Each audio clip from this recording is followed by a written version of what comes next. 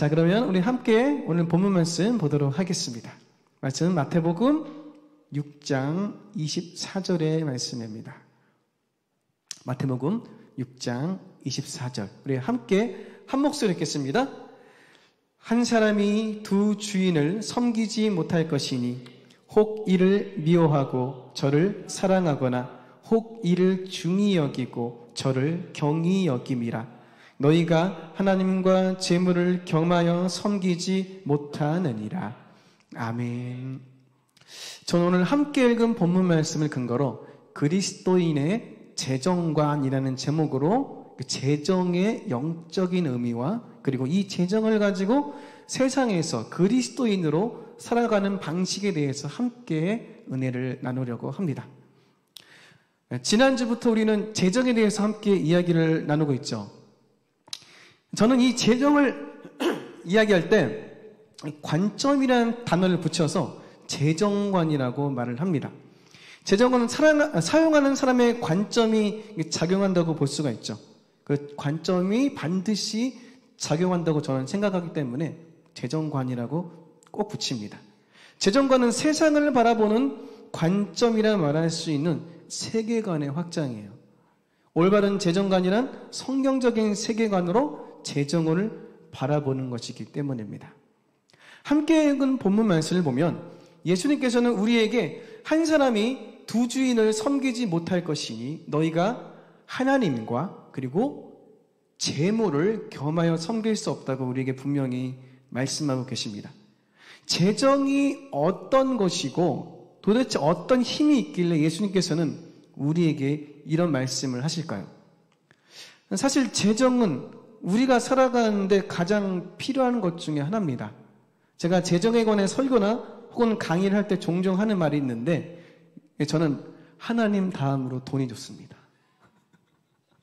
네, 가장 솔직한 말이죠. 왜냐하면 돈이 있어야 먹고 싶은 것도 먹고 갖고 싶은 것도 갖고 인생에 살아가는데 필요한 것을 구할 수 있기 때문이죠. 더구나 하나님의 사역을 하는 것도 뭐가 필요하죠? 돈이 있어야 돼요. 라이드 미션 돈 없으면 못합니다. 그렇죠? 네. 그런데 중요한 것은 이 돈에 대해서 얼만큼 우리가 성경적인 관점을 갖고 있느냐 그것을 알아야 돼요. 간사님들이 여기 오기 위해서는 차비가 필요하죠. 차를 움직이려면 주유도 해야 되죠. 다 돈이에요. 결국은 다. 우리 김밥 먹었죠? 그것도 돈이죠. 돈이 없으면은 사역이 어렵습니다. 재정의 중요성에 대해서는 성경에서 재정에 관하여 기록한 구절만 봐도 우리는 유추해 볼 수 있어요. 어느 분이 조사한 바에 따르면 성경에서는 재정에 관한 언급이 무려 2804구절이라고 합니다. 믿음에 관한 언급이 215구절이고 구원에 관한 언급이 218구절인 것에 비하면 10배가 넘는 수를 성경에서 재정에 관해서 언급을 하고 있습니다. 이것은 재정에는 큰 영향력이 있기 때문이죠. 그만큼 우리들에게 주의를 지고 그만큼 올바른 관점으로 재정을 사용하게 하시려는 하나님의 뜻이 있는 것이 아닐까 생각해 봅니다. 성경에서는 재정을 매우 다양한 단어로 부르고 있어요. 어떤 단어로 부르고 있느냐? 돈, 보물, 보화, 보석, 소유, 금, 은, 재산, 소유, 부유, 풍성, 재물, 산업 등등으로 이렇게 아주 다양한 방식으로 이야기를 하고 있어요. 성경이 이렇게 다양한 단어를 사용하며 재정에 관한 우리에게 이야기를 하고 있습니다. 재정이라는 단어보다는 좀 어떤 것이 더 편하죠? 돈이라는 단어가 조금 더 이해하기 쉽죠. 그래서 표현을 바꿔서 지금부터는 돈이라는 단어를 쓰도록 하겠습니다. 조금 더 직설적이죠. 성경에서는 수많은 구절을 할애하여 돈에 대해서 말을 하고 있습니다. 그만큼 중요하기 때문이죠. 종교개혁자 마틴 루터는 우리에게 세 가지에 있어서 회심을 해야 된다고 말을 합니다. 첫 번째는 뭐냐? 머리의 회심이라고 이야기를 해요.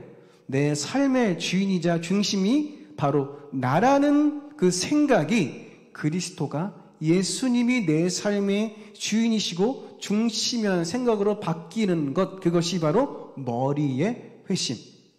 두 번째는 뭐냐? 가슴의 회심입니다. 가슴. 미움과 증오와 분노로 채워지던 마음이 사랑과 용서와 평안으로 바뀌는 것. 그것이 뭐라고요? 가슴의 회심. 마지막은 뭘까요? 네, 오늘 주제하고 관계가 있겠죠. 세 번째가 뭐냐? 바로 돈지갑의 회심입니다. 돈지갑의 회심. 내가 가지고 있는 돈의 씀씀이가 달라져 가진 돈을 가치 있게 사용하지 않는다면 그는 진실로 거듭났다고 말할 수 없다는 것. 그것이 돈지갑의 회심. 우리는 머리의 회심과 가슴의 회심은 어느 정도 이해를 하는데 이 돈지갑의 회심에 대해서는 정확하게 모르는 경우가 종종 있어요. 그래서 성경에는 우리에게 이러한 말을 전하고 있습니다. 마태복음 6장 21절 말씀. 내 보물이 있는 그곳에는 내 마음도 있느니라. 마태복음 6장 21절 말씀이에요. 내 돈이 있는 곳에 내 마음이 있다는 것이죠. 실제로 내가 요즘 어떤 것에 관심이 있고 내 마음이 어디에 쏠렸는지 알려면 한 달 동안 내가 사용한 카드 내역을 보면 됩니다. 여러분도 한번 집에 가서 해보세요. 카드 내역을 살펴보면 내가 지금 어떤 것에 관심을 가지고 있는지 바로 알 수 있습니다. 내가 어디에 돈을 쓰고 있는지, 카드와 현금을 포함하여 내가 가장 많이 지출한 그것이 바로 현재 내가 가지고 있는 관심거리.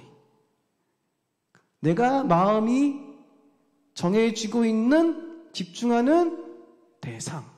그것이 여러분의 카드에 나와 있습니다. 이러한 돈이 발생하게 된 역사적 배경은 우리가 학교에서 익히 배워 알고 있는 화폐의 역사라고 볼 수 있어요. 화폐의 역사가 곧 돈의 역사죠. 하지만 그 화폐의 역사를 배울 그 당시에는 돈의 영적인 의미에 대해서는 배우지를 못해요. 그 돈을 영어로는 뭐라고 표현을 하죠? 머니라고 하죠. 머니라고 하는데 이 단어는 하늘의 여신으로 로마 신화에 나오는 주노의 별칭인 모네타에서 유래되었다고 합니다. 왜냐하면 기원전 269년 로마인들이 그 이 모네타의 사원에서 최초의 주화 제조 공장을 차렸기 때문이에요. 그래서 모든 주전소를 모네타라고 불렀고 이 모네타가 이제 영어로 넘어가면서 뭐라고 불리느냐? 민트라고 불립니다. 그 이후에 이에 해당하는 프랑스 말이 모네의 영향을 받아서 이 주전소뿐만 아니라 여기서 만들어진 모든 것을 통틀어서 머니라고 부르게 됩니다. 이게 영어가 스펠링이 어떻게 바뀌는지 좀 보면은 이게 머니가 어떻게 바뀌는지 알 수 있는데, 네, 이 말로만 좀 모르겠죠. 이 영향으로 바뀌었다 보시면 됩니다. 이렇게 만들어진 돈은 처음에 의도가 뭐였냐면 신전의 제물로 바치는 거였어요. 신에게 공양을 하기 위한 제물이었죠. 이런 의미에서 볼 때 돈은 종교와 밀접한 관계를 가지고 있음을 우리는 알 수가 있습니다. 고대의 금화를 보면은 금화에는 대부분 누구의 얼굴이 그려져 있어요? 황제의 얼굴이 그려져 있죠. 황제의 얼굴. 이게 어떤 뜻이에요? 이 금화, 모든 금화는 누구의 소유다? 황제의 소유다. 그러니까 이 금화를 누구에게 바쳐야 된다? 황제에게 바쳐야 된다. 이런 정치적인 의미가 있죠. 그런데 그 당시에 황제가 그냥 단순히 정치적으로 나라를 다스리는 사람에 불과하지 않았어요. 어떤 사람이죠? 신이죠, 신. 애굽의 바로가 신이었던 것처럼 당시 고대 세계에서 왕은 곧 신이었습니다. 그러면 그 금화는 뭐죠? 신에게 바치는 제물이 되죠. 그렇기 때문에 그 돈은 종교와 반드시 밀접한 관계가 고대부터 있어 왔어요. 이러한 돈의 쓰임과 특징을 살펴보면은 그 쓰임새는 세 가지가 있습니다. 첫 번째는 뭐냐? 가치의 척도. 그리고 두 번째는 이건 교환을 하죠. 그래서 교환의 수단이라고 하죠. 또 세 번째는 뭐죠? 돈을 저장을 하죠. 저장의 수단입니다. 돈의 특징은 또 세 가지가 있어요. 첫 번째는 뭐다? 동적이다. 움직인다는 거죠. 그래서 돌고 돈다고 돈이라고 표현을 하잖아요. 두 번째, 식별이 가능하다. 그리고 세 번째, 요구보다 공급이 항상 적다. 이거 너무나 피부로 와닿지 않습니까? 요구보다 공급이 적다. 나는 이번 달은 1,000만 원을 원하는데 100만 원밖에 안 들어왔네. 이게 저만 해당되는 게 아니죠. 그렇죠?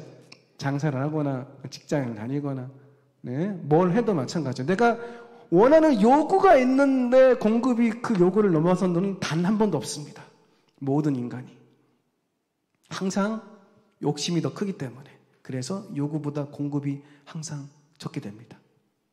여기서 식별이 가능하다는 것은 딱 보면 그 가치를 알 수 있다. 10,000원짜리, 50,000원짜리 딱 보면 어떤 걸 집어가시겠어요? 50,000원짜리를 집어가죠. 그렇죠? 맞죠?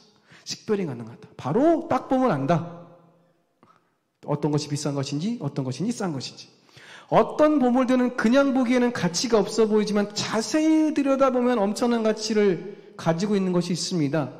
이런 경우 이것이 보물이라는 것을 식별할 수 있는 사람만 식별을 하죠. 이게 정말 다이아가 정말 진짜 다이아인지는 예전에는 우리 맡겨보면 알 수 있었던 것처럼 우리 여섯관생께 맡겨보면 알 수 있었던 것처럼 그렇죠? 몰라요. 일반 사람들은 몰라. 식별이 안 돼요. 그런데 돈은 그냥 딱 보면 알잖아요. 그렇죠?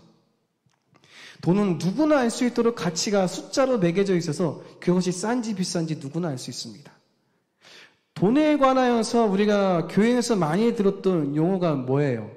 지난주에 우리 목사님께서 한번 말씀하셨죠. 맘몬이라는 단어 들어보셨죠?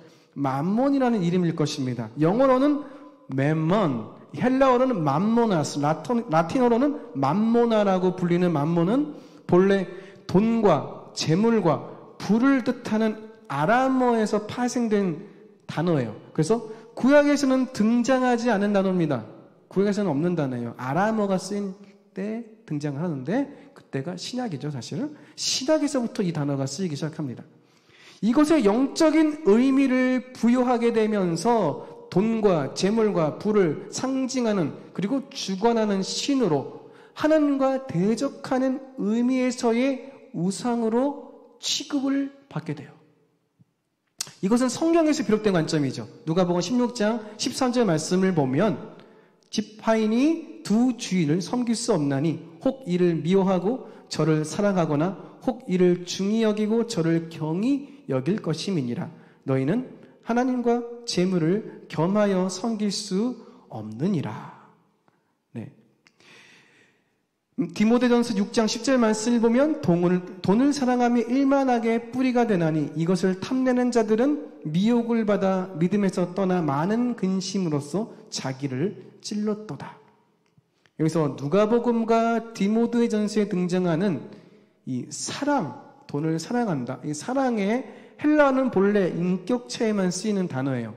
인격체에만 그 사랑이라는 단어가 쓰이는데 이것은 돈을 성경에서 뭘로 간주하는 거죠? 인격체로 간주한다는 것을 의미합니다. 사람의 마음은 그 대상에 어떤 의미를 부여하느냐에 따라서 그 대상이 나에게 신이 될 수도 있고 나에게 아무 의미가 되지 않는 티끌이 될 수도 있어요. 그렇죠? 그렇기에 돈에 대해서 하나님 나라를 위한 수단과 도구를 여긴다면 그 돈은 그냥 티끌이 되고 수단이 되고 그냥 물질이 되고 그냥 가치 없는 것. 물론 돈은 가치가 있지만 내 인생에서 가치가 중요하지 않은 것이 되지만은 이것이 나에게 커다란 가치를 부여하고 내 삶에 가장 중요한 것으로 여기고 그것을 받들어 보시면 그것이 뭐가 되죠? 인격체가 되고 그것을 넘어서 뭐가 되나? 신이 된다는 거예요. 하지만 인간은 돈을 수단과 도구로만 보지 않습니다. 내가 모시고 사랑해야 할 주인으로 받아들이죠. 자신의 삶의 주인은 결국 인격을 가진 존재가 되어 그래서 돈이 내 삶의 인격을 발휘해서 나에게 관계를 맺고 나에게 말을 걸고 나에게 명령하고 나에게 제한하기 시작합니다. 이것이 바로 우상하고 종교화죠. 인간에 의해 돈은 하나님을 대적하는 영적인 신의 자리에 오르게 됩니다. 어떤 분들은 그 돈 자체에 영적인 힘이 있다고 보시기도 해요. 근데 저는 돈 자체에는 영적인 힘이 없다고 봅니다. 칼하고 똑같은 존재라고 봐요. 칼도 중립적이죠. 누가 쓰냐에 따라 다른 것처럼. 돈도 마찬가지예요. 중립적이라고 봐요. 누가 어떻게 쓰냐에 따라서. 안 그러면 하나님께서 돈에 관해서 그렇게 얘기하실 리가 없죠. 돈 자체가 하나님을 대적하는 것이라면 멀리 해야지. 그렇죠? 그럼 사역하는데 돈을 쓰면 안 되죠. 하나님을 대적하는 영적인 의미가 영적인 존재인데 그러면 안 되죠. 어떻게 사용하느냐가 중요하다는 것이죠. 그렇다면 왜 인간은 하나님을 섬긴 것을 뒤로 하고 돈을 주인으로 모시고 살아가게 된 것일까요? 그것은 돈에 힘이 있기 때문입니다. 돈에 힘이 없지 않아요. 왜냐하면 돈으로 무언가를 얻을 수 있기 때문에. 돈으로 행복을 살 수 없다고 말합니다. 하지만 돈이 있으면 행복해질 가능성은 높아지죠. 돈으로 건강을 살 수 없다고 말합니다. 하지만 돈이 있으면 건강할 가능성이 높아지죠. 돈으로 사랑을 살 수 없다고 말합니다. 하지만 돈이 있으면 사랑하고 결혼할 가능성이 높아지죠. 돈은 분명히 힘이 있습니다. 이 돈이 나에게 주는 혜택이 몇 가지가 있어요. 돈이 어떤 혜택을 줄까요? 먼저 내가 원하는 것을 할 수 있도록 도와주죠. 돈이 내가 하고 싶으면 여행도 떠날 수 있고 뭐 먹고 싶으면 먹을 수도 있고 돈 없으면 가능한가요? 안 되죠. 그리고 또 어떤 혜택을 주나요? 내 삶의 여유와 안정감을 줍니다. 돈만 있으면 내가 돈을 벌기 위해 시간을 아침부터 쪼개가지고 저녁까지 쓸 이유도 없고 하고 싶은 취미생활 하면서 안정적으로 살아갈 수 있죠. 그래서 요즘 유행하는 게 뭔가요? 파이어족. 한 30대, 40대까지 열심히 돈을 벌어가지고 한 10억 정도 만들어 놓고 인생을 즐긴다. 뭐 이런 식으로 파이어족이 유행하죠. 파이어족의 목적은 뭔가요? 삶의 여유와 안정감을 40대 이후에 갖기 위해서. 돈이 그러한 삶의 여유와 안정감을 줍니다. 또 어떤 혜택을 주죠? 내 미래를 보장해 주죠. 돈이 많으면 내 미래를 걱정하지 않아요. 연금을 왜 들어요? 연금보험 왜 드나요? 국민연금 왜 드나요? 이후에 아무것도 안 하고 소득이 없어도 내가 무언가를 의지해서 먹을 수 있고 삶을 이어갈 수 있다는 미래를 보장해 준다는 믿음이 있기 때문이죠. 그래서 총체적으로 돈은 나에게 어떤 혜택을 주나요? 행복하게 살 수 있도록 도와준다. 와, 돈이 주는 혜택이 어마어마하네요. 부정할 수 없는 혜택입니다. 그런데 이러한 돈이 나에게 주는 혜택이자 도움은 사실 모든 인간이 각종 신들에게 원하고 기도하고 있는 바람이기도 해요. 내가 원하는 것을 할 수 있도록 하나님 앞에 기도를 하죠. 삶의 여유와 안정감을 받을 수 있도록 기도를 하죠. 내 미래를 보장받도록 하나님 앞에 나를 구원시켜달라, 내 삶을 이끌어달라 기도하죠. 내가 삶을 살아가는데 행복하게 하나님을 믿으며 살아갈 수 있도록 기도를 하죠. 그런데 그 바람이 돈이 대신해 줄 수 있다는 거. 그렇게 돈은 인간에게 단순히 가치의 척도를 교환하는 수단, 그 수단을 넘어 나의 꿈을 이루어주는 종교가 되고 삶의 목적이 되어버려요. 세상 사람들이 그러한 목적으로 살아가는 자체가 너무나 자연스럽게 보이기까지 합니다. 그래서 결국 돈을 많이 버는 것이 삶의 방향이자 성공의 결과라고 생각을 하게 됩니다. 하나님은 저기 멀리 계신데 돈은 바로 내 옆에 있잖아요. 그러니까 저 멀리 계신 하나님을 의지하는 게 아니라 바로 옆에 있는 돈을 의지해가지고 내가 하고 싶은 것을 하고 내 불안한 마음을 좀 잡아보고 내 불안한 미래를 잡아보려고 합니다. 돈은 바로 내 문제를 해결할 수 있는 빠른 해결책이라고 생각을 하기 때문이죠. 사실 이러한 모습은 이 가나안 땅에 들어가 있던 이스라엘 백성들의 생각하고도 너무나 일치를 합니다. 가나안 땅에 들어간 이스라엘 백성들이 가나안 땅에 들어가서 이제 삶의 패턴이 바뀌게 됩니다. 어떻게 바뀌나요? 목축에서 이렇게 돌아다니는 목축하는 그런 삶을 그전에는 살았다면 이제 들어와서 뭘 해야 돼요? 농사를 지어야 돼. 농사를 지어야 됩니다. 농사를 짓게 되면 뭐가 필요해요? 수많은 기술이 필요하고 또 경험이 필요한데 와가지고 아무는 경험도 없고 아무는 기술도 없습니다. 그런 상황에서 농사를 지어야 되는데 그러면 누구를 의지하게 되나요? 하나님을 의지할 수가 없어요. 하나님은 전쟁에 능하신 신이고 우리를 구원해 주신 구원자이지만 농사에 대해서 모를 거라고 생각하기 때문에 누구를 의지하죠? 이제까지 가나안 땅에서 수십 년, 수백 년 동안 농사를 짓게 만들었던 그 신들을 의지하게 됩니다. 그래서 비가 필요할 때는 비를 내리는 바알을 찾아가고, 또 새끼 벤 우리 가축들이 있으면은 아세라에 가가지고 열심히 기도하고 이런 식으로 찾아가게 돼요. 그것이 이스라엘 백성들이 이제 가나안 땅에 들어가서 취했던 모습이죠. 하지만 그들은 하나님을 버린 적은 단 한 번도 없습니다. 그들이 생각하기에 하나님도 섬기고 그들을 유익하게 해주고 그들의 삶을 윤택하게 해줄 가나안 신들도 같이 섬겼죠. 왜냐하면 여기에 전문가니까 당연히 맡긴 거죠. 그래서 가게 된 거였습니다. 우리의 인생에 사실 그래요. 하나님을 우리를 구원해준 구원자를 열심히 믿고 있죠. 그런데 돈을 벌 때는 어떻게 합니까? 이 세상의 전문가들한테 의뢰를 하죠. 어떤 전문가? 돈에 어떻게 버는 것이 좋은 것인지 또 어떤 방식으로 하는 것이 좋은 것인지 열심히 공부를 하고 의뢰를 합니다. 그렇죠? 근데 중요한 것은 하나님께서 우리에게 이 가나안 땅에서 살아가는 방식들을 이스라엘 통해서 보여준 것이 지금 우리가 그러한 삶을 살고 있다는 것을 보여주기 위함이라고 저는 생각을 해요. 돈의 가치가 중요해지면 중요해질수록 하나님도 물론 믿지만은 돈을 더 벌게 만들 그 가치들을 보일 수가 없게 됩니다. 사실 돈의 가치를 중요하게 여기는 것 자체, 그 사회가 자본주의죠. 지금 우리가 살고 있는 사회이기도 합니다. 하지만 이 자본주의는 결국 돈을 삶의 최고의 가치로 여기기에 돈을 믿는 종교가 되어버렸어요. 이 자본주의가. 인간 사회에는 여러 가지 체제가 있죠. 근데 그 체제는 결국 인간들이 만든 겁니다. 자본주의나 사회주의나 민주주의나 공산주의나 그 모든 것이 결국은 인간들이 만든 거죠. 그 이전에는 어떤 사회 체제가 있었죠? 왕정주의가 있었죠. 그 중간에는 어떤 게 있었죠? 입헌군주제가 있었죠. 결국은 이 모든 게 인간이 만든 사회 체제입니다.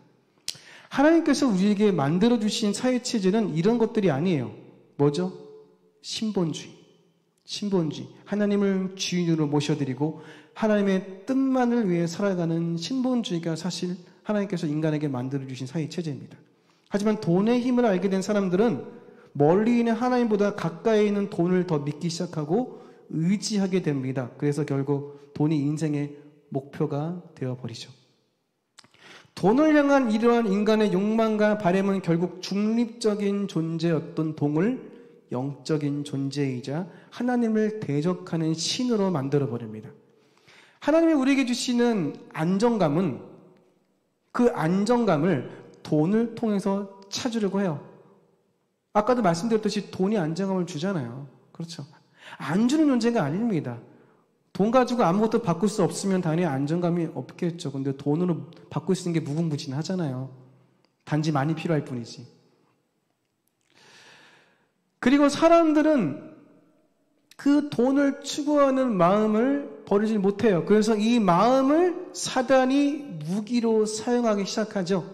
사단에게 속아서 돈을 삶의 우선순위로 여기는 우리들에게 히브리서 13장 5절은 이렇게 말합니다. 히브리서 13장 5절 돈을 사랑하지 말고 있는 바를 족한 줄로 알라. 그가 친히 말씀하시기를 내가 결코 너희를 버리지 아니하고 너희를 떠나지 아니하리라 하셨느니라. 안정감을 돈에서 찾는 사람들에게 있는 바를 족한 줄로 알라고 말합니다. 바로 자족하는 삶이죠. 우리가 자족할 수 있는 이유는 하나님께서 우리의 보호자가 되어주시기 때문이에요. 그래서 보호자가 없는 이방인이 구하는 기도와 보호자가 있는 그리스도인들이 구하는 기도는 근본부터 달라야 합니다. 보호자인 부모가 있는 어린 자녀는 부모가 모든 것을 책임져 주기 때문에 내일에 먹을 것과 입을 것과 머물 곳을 걱정할 필요가 없습니다. 그런 걱정을 하고 있다는 것은 오히려 부모를 믿지 못하는 것이 될 뿐이죠. 자녀가 부모님 앞에 엄마 내일 우리 뭐 먹지? 어떻게 먹을 수 있어? 다음 주는 어떻게 하지? 이런 식으로 막 얘기를 하면 부모님 뭐라고 할까요? 공부나 열심히 해. 이렇게 하겠죠. 필요 없는 걱정이라는 겁니다. 보호자가 있는 존재는 그런 걱정을 할 필요가 없다는 거예요. 하지만 보호자가 없는 고아들은 어떻게 되죠? 고아들은 성인이 되어서 시설을 나가게 되면 내일에 먹을 것과 입을 것과 머물 곳을 걱정해야 합니다. 정부에서 이제 성인이 돼서 나가는 그 고아들 손에 쥐어지는 돈이 얼마 되지 않습니다. 그래서 그들은 성인이 되었다는 기쁨보다 앞으로 내가 어떻게 살아갈지 그 삶에 대한 막막함 때문에 그 바로 나가기 전날 밤을 뜬 눈으로 새우고 울음으로 보낸다고 합니다. 그리고 그 시설을 나갔던 선배들이 전해주는 그 충고가 뭐냐면은 시설을 나갈 때 반드시 배부르게 배 터지게 먹고 나오라고. 언제 먹을지 모르니까. 그래서 무엇을 먹을까, 무엇을 입을까, 어디에 머물까 걱정하고 기도하는 것을 예수님께서는 고아와 같이 하나님의 보호가 없는 이방인들이 구하는 것이라고 말씀을 하셨던 거예요. 우리를 절대 고아와 같이 내버려 두지 않으시겠다고 약속하신 말씀의 이유이기도 합니다. 그리고는 우리에게 이렇게 말씀하십니다. 마태복음 6장 34절의 말씀. 그러므로 내일 일을 위하여 염려하지 말라. 내일이 염려할 것이요 한날의 괴로움은 그날로 족하니라. 예수님께서는 하나님께서 우리에게 허락하신 그 하루를 감사하며 살아가고 자족하며 살아가라고 분명히 말씀하십니다. 예수님의 이러한 뜻이 극명하게 드러나는 구절이 바로 누가복음 12장 15절 말씀이에요. 오늘의 좀 중요한 말씀이기도 합니다. 누가복음 12장 15절에서 그 뒤에 나오는 이야기들을 제가 조금 더 이야기를 할 겁니다. 누가복음 12장 15절 말씀, 그들에게 이르시되 삼가 모든 탐심을 물리치라. 사람의 생명이 그 소유에 넉넉한 데 있지 아니하니라 하시고, 이제까지는 우리가 탐심이라고 이야기를 하면은 어떻게 생각을 했어요? 저의 기준으로 말씀을 드려보자면은 탐심의 제 개인적인 정의가 남의 것을 도둑질하거나 많이 가지고 있음에도 다른 것을 빼앗아서 자기 배를 불리거나, 그리고 한 번 가질 때 욕심을 부려가지고 엄청나게 많이 가지려는 것 정도로 저는 인식을 하고 있었어요. 그런데 예수님께서는 함께 읽은 누가복음 12장 15절에서 그 탐심에 대하여 이렇게 설명을 해주십니다. 누가복음 12장 16절에서 21절 그 이야기가 이제 나오는 겁니다. 또 비유로 그들에게 말하여 이르시되 한 부자가 그 밭에 소출이 풍성하매 심중에 생각하여 이르되 내가 곡식 쌓아둘 곳이 없으니 어찌할까 하고, 또 이르되 내가 이렇게 하리라. 내 곡간을 헐고 더 크게 짓고 내 모든 곡식과 물건을 거기 쌓아두리라.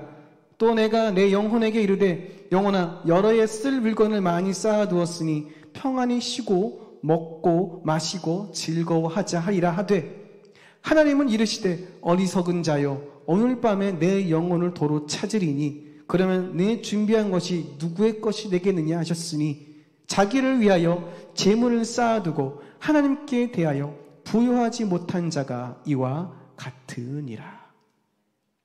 이 이야기는 우리가 지나가다가 여러 번 본 이야기이기도 합니다. 근데 그렇게 봤을 때는 별 이야기가 아닌 것처럼 보였어요. 그냥 돈을 하나님께 더 우선을 써야 되겠다. 그런 정도로 생각을 했어요. 그런데 조금 더 깊이 보면은 이 이야기가 보이기 시작합니다. 이 구절은 한 부자에 관한 이야기예요. 이 부자는 농사가 너무 잘 되어서 소출이 풍성해지자 이전에 가지고 있던 곡간으로는 쌓을 곳이 없게 되어버렸습니다. 그래서 이 부자는 어떻게 하죠? 기존의 곡간을 헐고 더 크게 짓고 자신이 벌어들인 모든 곡식과 물건을 쌓아두기로 마음을 먹었습니다. 그런 생각을 하고 있으니까 이 부자가 얼마나 기분이 좋겠어요. 얼마나 행복하겠어요. 그래서 혼잣말로 이렇게 얘기합니다. 여러 해 동안 사용할 수 있는 물건을 많이 준비해 두었으니까 이제는 고생 끝! 행복 시작이다! 이러한 부자에게 하나님 이렇게 말씀하십니다. 오늘 밤 내가 너를 데려갈 건데 그러면 네가 준비한 그것들 결국 누구의 것이 되겠니?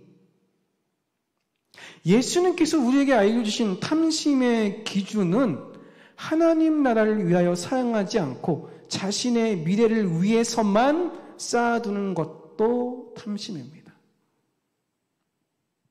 성경을 보면 하나님께서는 우리에게 필요한 돈의 양, 재물의 양을 알고 계시고 그것을 정해 두셨습니다. 하나님께서 생각하시는 우리에게 필요한 돈, 재물의 기준은 바로 일용할 양식이죠. 일용할 양식. 출애굽기를 보면 광야에서 이스라엘 백성에게 하나님께서 주신 만나의 양은 정해져 있습니다. 단 하루치죠. 그 이상을 가져가게 되면 뷔페에서 먹을 수 없었죠. 예외의 날은 안식일 전날로 안식일을 포함해 2일치를 가져갈 수 있었어요.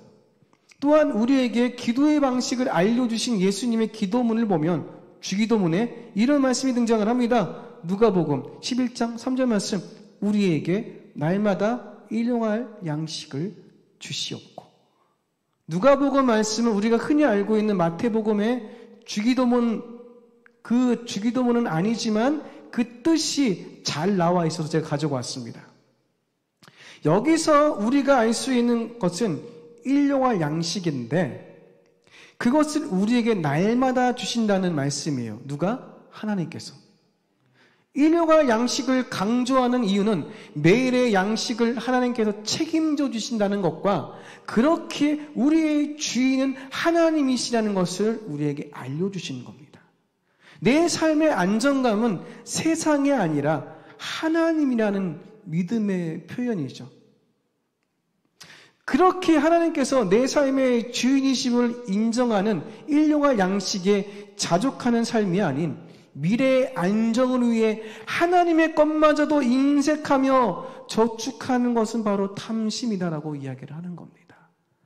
앞서 함께 살펴본 누가복음에 등장했던 그 부자가 그러한 예수님의 기준에서의 탐심이었죠. 우리의 기준은 탐심이 절대로 아니에요. 그들은 그냥 정상적이죠. 원래 돈을 잘 벌고 있었고 이번에 더 소출이 풍성해져가지고 곡간을 헐어가지고 더 크게 지어서 쌓아둘 뿐인데 무슨 잘못을 했다고, 어떤 잘못을 했다고 이런 말씀을 하시나 하나님께서. 그렇게 생각할 수 있습니다. 하나님의 나라의 기준은 인간의 나라의 기준하고는 정말로 다르기 때문이에요. 그래서 관점이 바뀌어야 돼요. 그래서 재정관이라고 표현을 하죠. 제가 골로새서 3장 5절 말씀을 보면 그러므로 땅에 있는 지체를 죽이라. 곧 음란과 부정과 사욕과 악한 정욕과 탐심이니 탐심은 우상 숭배니라. 갈라디아서 5장 24절 말씀, 그리스도 예수의 사람들은 육체와 함께 그 정욕과 탐심을 십자가에 못 박았느니라. 그렇게 우리는 그리스도인으로 이 땅에서 살아가면서 현재 주어진 물질에 자족하고 탐심을 부리지 않아야 합니다. 있으면 있는 대로 만족하고 없으면 없는 대로 만족하는 것이 자족이죠.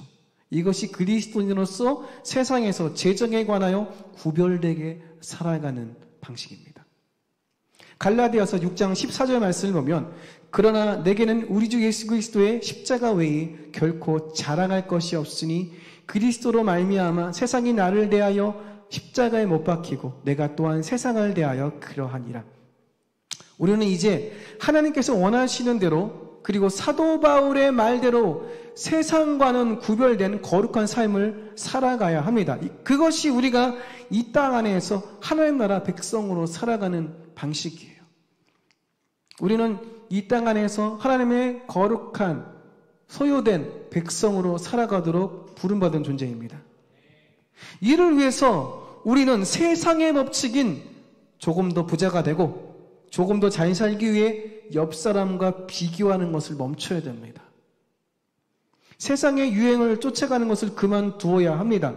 물론 이것은 쉽지 않죠. 쉽지 않은 일입니다. 이에 대해서 사도 바울은 우리에게 이렇게 말합니다. 빌립보서 4장 11절에서 13절 말씀. 내가 궁핍함으로 말하는 것이 아니니라. 어떠한 형편에든지 나는 자족하기를 배웠노니 나는 비천하에 처할 줄도 알고 풍부에 처할 줄도 알아. 모든 일 곧 배부름과 배고픔과 풍부와 궁핍에도 처할 줄 아는 일체의 비결을 배웠노라. 내게 능력 주신 자 안에서 내가 모든 것을 할 수 있느니라. 하나님 나라의 법칙은 있는 것에 만족하고 그 만족함으로 사는 것입니다. 사도 바울은 어떠한 형편이든지 자족하기를 배웠다고 말하며 그것이 어떤 상황에서도 하나님 나라 백성으로서 구별되게 살아갈 수 있는 일체의 비결이라고 말합니다. 뭐가? 자족하는 것. 내가 모든 것을 할 수 있다는 게 내가 기도하고 내가 바라는 모든 것을 할 수 있다의 뜻이 아니라 그 모든 환경에서도 자족할 수 있다는 뜻이에요. 내게 능력 주신 자 안에서 어떤 능력? 그 일체의 상황에서 내가 살아갈 수 있음을 깨닫게 주시는 능력 주신 자 안에서 나는 자족하며 살아갈 수 있다.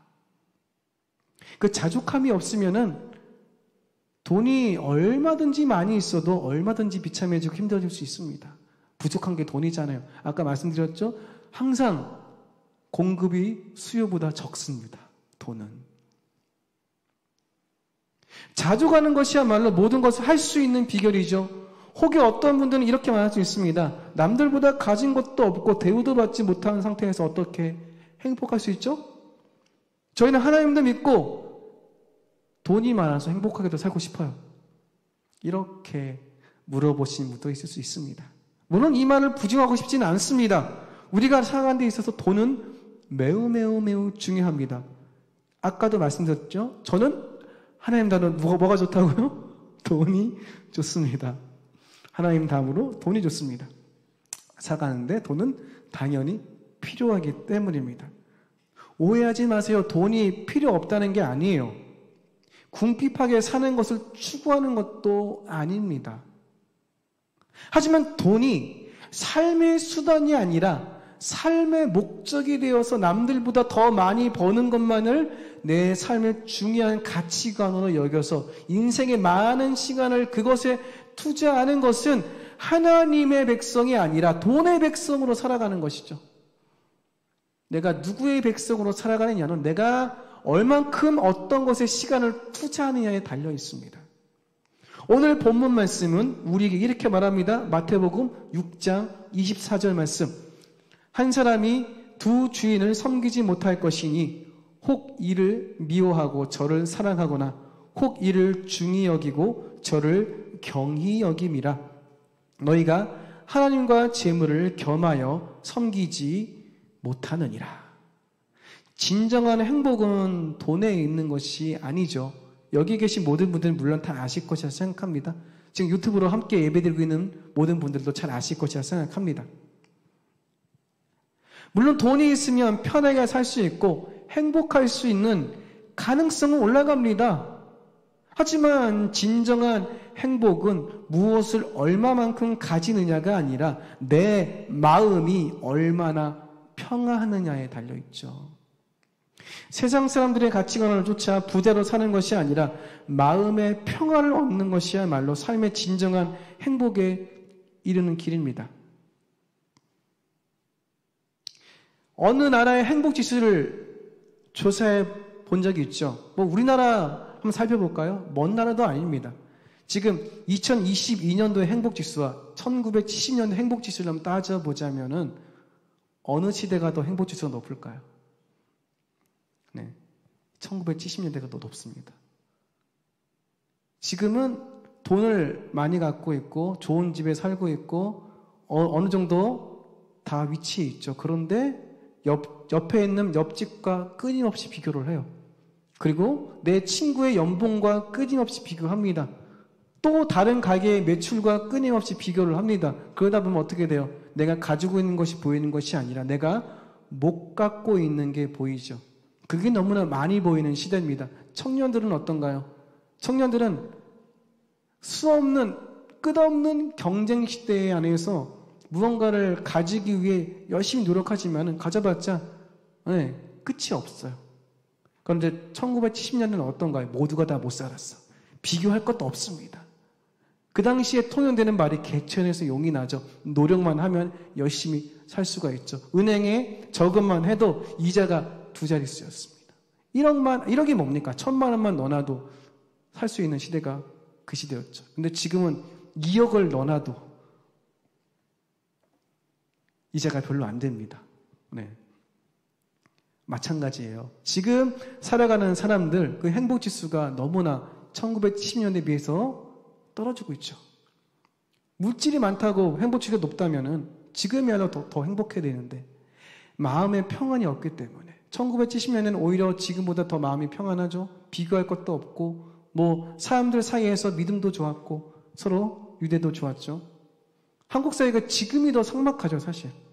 옆집하고 인사도 안 합니다. 저도 지금 옆집이 어떤 사람들인지 알긴 알지만은 교류도 없어요. 여러분 어떤지 모르시겠지만. 지금 시대가 그런 시대죠.